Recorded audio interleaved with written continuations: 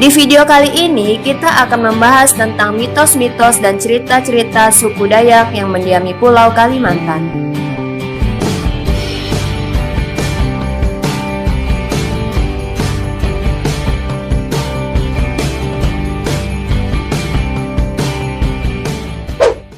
Siapa yang tidak kenal suku Dayak? Suku Dayak adalah salah satu suku paling terkenal di Indonesia. Suku yang mendiami Pulau Kalimantan ini memang cukup fenomenal. Tentunya tak berlebihan jika melihat fakta dan sepak terjang suku Dayak yang sempat membuat Belanda kalang kabut saat ingin menjajah tanah Kalimantan. Suku ini sangat kaya akan budaya.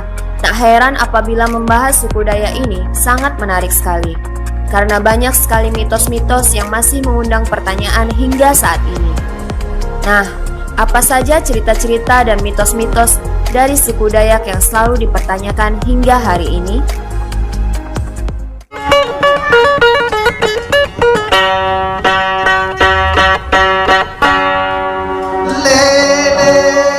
Seni tato suku Dayak merupakan seni merajah tubuh yang tertua di dunia. Seni merajah tubuh ini adalah tradisi nenek moyang yang telah diwariskan secara turun-temurun kira-kira sejak 1500 hingga 500 sebelum Masehi. Tato bagi suku Dayak adalah bagian dari tradisi dan religi serta dianggap sakral karena bermakna spiritual. Pembuatannya pun cukup rumit dan memerlukan persiapan yang cukup lama. Karena pembuatannya menggunakan alat-alat tradisional, jadi rasa sakitnya pun tidak main-main nih guys. Motif-motif tatonya juga tidak sembarangan. Karena bagi suku Dayak, motif-motif tato ini haruslah melambangkan status sosial, prestis, atau bentuk penghargaan atas suatu kemampuan.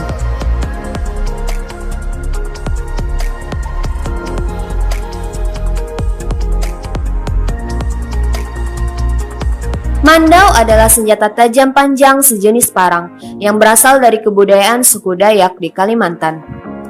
Bahkan penggunaannya secara umum dimulai pada abad ke-17 hingga ke-18. Pada zaman dahulu, senjata mandau ini digunakan untuk berperang dan menebas kepala musuh atau mengayau. Cantik namun mematikan.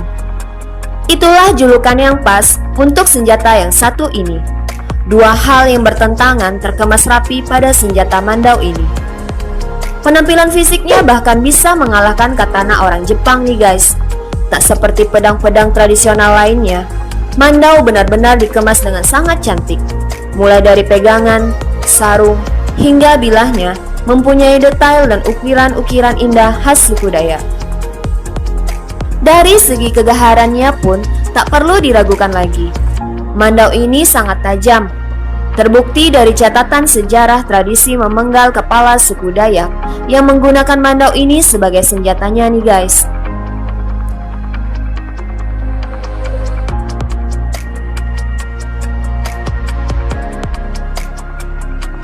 Mandau yang asli bukan dibuat dari besi, melainkan batu mantikei. Batu istimewa yang mengandung unsur besi yang melimpah. Tidak heran jika mandau ini bisa sangat tajam dan kuat. Tak hanya menarik karena fisiknya yang luar biasa indah nih guys, ternyata mandau juga menyimpan cerita-cerita mistis. Ada 3 hal mistis soal mandau. Yang pertama, mandau adalah penyang. Menurut orang Dayak, penyang adalah kesaktian yang didapatkan dari bertapa. Penyang ini akan merasuki fisik mandau sehingga membuatnya luar biasa. Bagi yang memegang mandau yang dirasuki tersebut, maka ia bakal kebal, sakti, dan kuat. Namun, hanya mandau-mandau tua yang asli saja yang memiliki penyang di dalam jiwanya. Yang kedua, mandau tidak boleh digunakan untuk mengancam. Ia hanya boleh dikeluarkan bila keadaan mengancam keselamatan si empunya mandau. Bahkan penggunaan mandau juga sudah diatur dalam adat masyarakat setempat. Yang terakhir adalah mandau terbang. Konon katanya, dalam kondisi tertentu, seorang pemimpin sakti suku Dayak bisa membuat mandaunya terbang sendiri dan pergi memenggal musuh yang diingini oleh pemiliknya. Dan sekali lagi, tidak boleh sembarangan mengeluarkannya, karena jika mandau ini sudah dikeluarkan dan terbang, maka pantang bagi mandau ini untuk kembali ke sarungnya. Konon juga beredar cerita bahwa hanya Panglima yang bisa menerbangkan mandau ini. Ada pula yang mengatakan bahwa roh Panglima burunglah yang merasuk ke mandau terbang ini. Memang sulit untuk dipercayai sih guys, namun rumor mandau terbang begitu populer di tanah Kalimantan.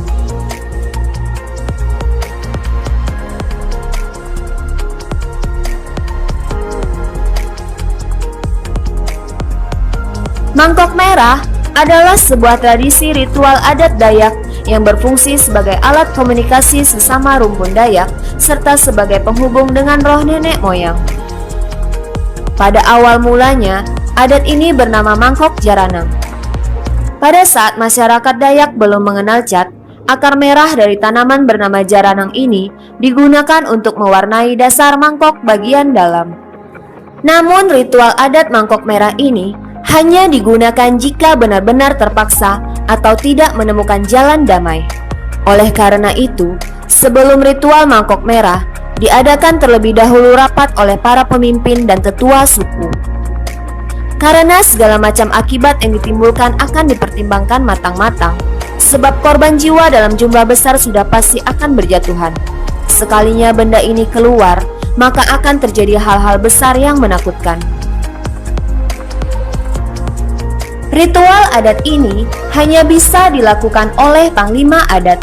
Panglima Adat akan menyiapkan perlengkapan ritual mangkok merah untuk memanggil roh leluhur. Perlengkapannya antara lain seperti mangkok tanah liat yang diolesi getah akar jaranang berwarna merah yang berarti pertumpahan darah, bulu ayam yang berarti cepat, segera, dan kilat seperti terbang. Daun rumbia mengandung arti pembawa berita tidak boleh terhambat oleh cuaca karena sudah dipayungi. Bara api yang berarti pembawa berita tidak boleh terhambat oleh petang karena sudah disediakan penerangan. Tali simpul dari kulit kapuak sebagai lambang persatuan dan umbi jerangau merah sebagai lambang keberanian. Nantinya, Panglima Adat akan membawa mangkok merah ini ke sebuah tempat keramat. Setelah dirasuki roh leluhur, Panglima akan kembali ke desanya dan menularkan roh leluhur atau dewa kepada semua penduduk dengan meneriakkan kata-kata magis tertentu. Lalu tugas kurir membawa mangkok merah ke desa-desa lain dengan segera. Mereka bertugas untuk menyampaikan maksud dan tujuan mangkok merah, kapan berkumpul, dan tempat berkumpul.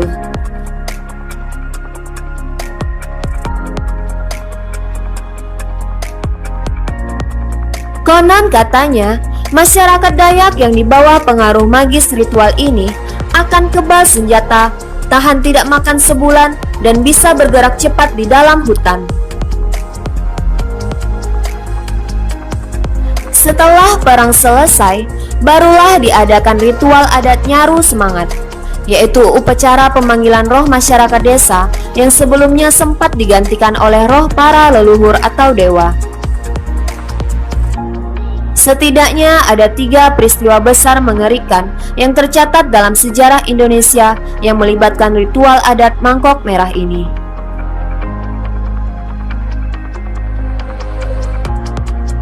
Karakter burung enggang yang santer disebut Panglima burung ini memiliki simbol kebesaran dan kemuliaan suku Dayak.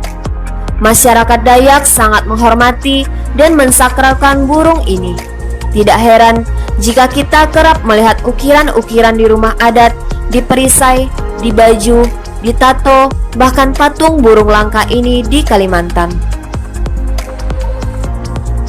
Burung enggang dikatakan keramat karena konon katanya burung ini adalah jelmaan dari Panglima burung. Selain itu, burung ini memiliki karakter yang istimewa.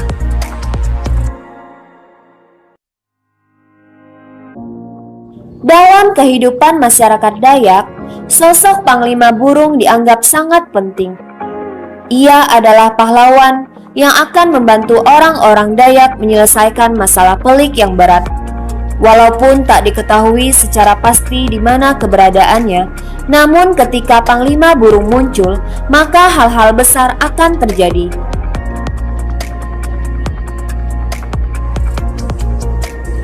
Burung enggang hanya hinggap di tempat tinggi, layaknya seorang pemimpin yang selalu berada di tempat tinggi. Burung enggang sangat setia.